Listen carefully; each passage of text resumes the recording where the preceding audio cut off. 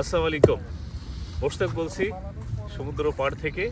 আপনারা যেটা দেখতে পাচ্ছেন যে এটা হচ্ছে একটা শামুক, দেখতে অবিকল পাথরের মতো, এবং এইটার ধরেন সন্ধ্যার পর থেকে আমাদের বক্কর ভাই বিশেষ করে উনি প্রচণ্ড পরিশ্রম করছে। এটা খুঁজে কিন্তু পাওয়া যায় না। এই ধরেন 1 থেকে 2 ফিট পানির নিচেই থাকে এটা।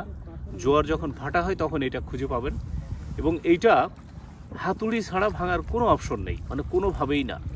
আর সব থেকে বড় ব্যাপার কি জানেন, আপনারা অনেকভাবে প্রশ্ন করেন আমাকে যে আপনারা কী দিয়ে মাছ মারেন।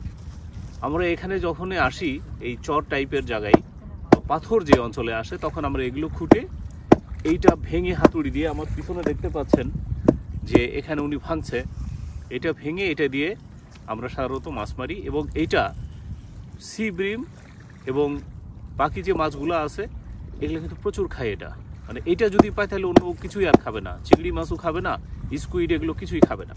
তো এটা তো সব থেকে বড় একটা হিডেন আপনাদের সাথে আজকে প্রকাশ করলাম। আপনারা যখন মাছ ধরবেন এই জিনিসগুলো খুঁজে খুঁজে বের করবেন, তাহলে আপনাদের মাছ ধরবে ইনশাআল্লাহ।